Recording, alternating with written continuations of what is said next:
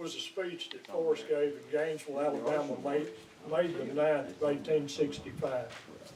Lee had surrendered his troops. Joe Johnston had surrendered his. General Forrest saw the futility of further fighting. And a devout student of the general they know that he would do anything to save his troops' lives. He didn't like to lose good trained troops. He cared a lot about them.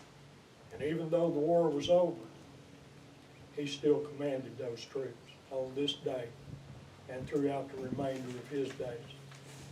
And that was from respect. Soldiers, by an agreement made between Lieutenant General Taylor, commanding the Department of Alabama, Mississippi, and East Louisiana, and Major General Canby, commanding United States forces, the troops of this department have been surrendered. I do not think it proper or necessary at this time to refer to causes which have reduced us to this extremity, nor is it now a matter of material consequence to us how such results were brought about.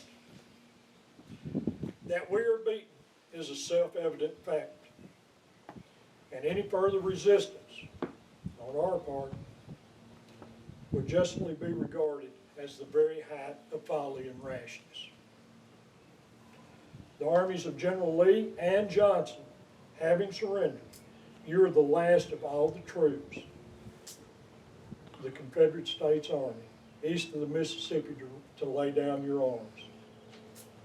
The cause for which you have so long and manfully struggled, and for which you have braved dangers, endured privations and sufferings, and made so many sacrifices, is today hopeless.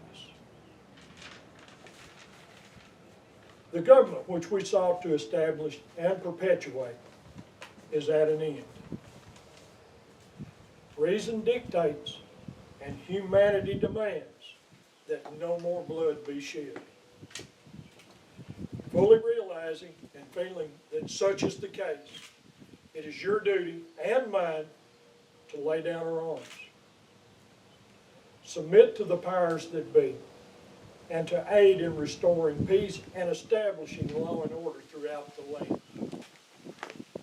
The terms upon which you were surrendered are favorable and should be satisfactory and acceptable to all.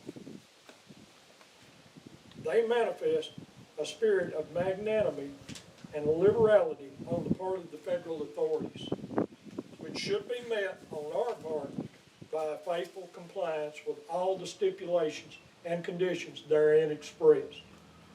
As your commander, I sincerely hope that every officer and soldier of my command will cheerfully obey the orders given and carry out in good faith all the terms of the cartel. Those who neglect the terms and refuse to be paroled may assuredly expect, when arrested, to be sent north and imprisoned. Let those who are absent from their command, from whatever cause, report at once to this place or to Jackson, Mississippi, or, if too remote from either, to the nearest United States post or garrison for parole. Civil wars such as you have just passed through naturally engenders feelings of animosity, hatred, and revenge. It is our duty to divest ourselves of all such feelings. Well, I'm sorry. Stop that one quick. Toward those with whom we have so long contended, and heretofore so widely and honestly different. Neighborhood feuds, personal animosities, and private differences should be blotted out. And when you return home, a manly, straightforward course of conduct will secure the respect of your enemies. Whatever your responsibilities may be to the government, to society, or to individuals, meet them like men. The attempt made to establish a separate and independent confederation has failed. but the consciousness of having done your duty faithfully and to the end will in some measure repay for the hardships you have undergone.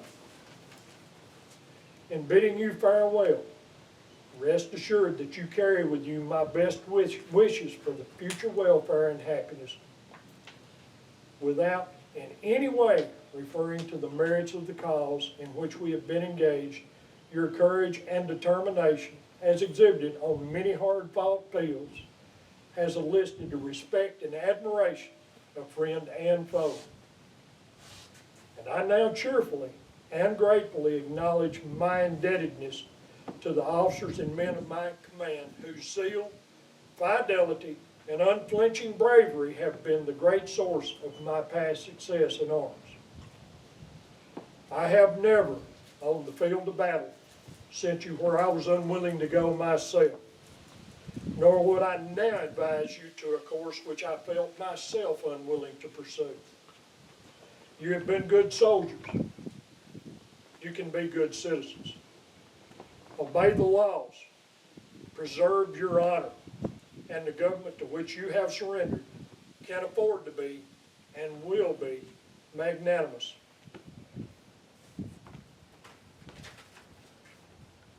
The contents of that speech was from a very caring commander for his troops.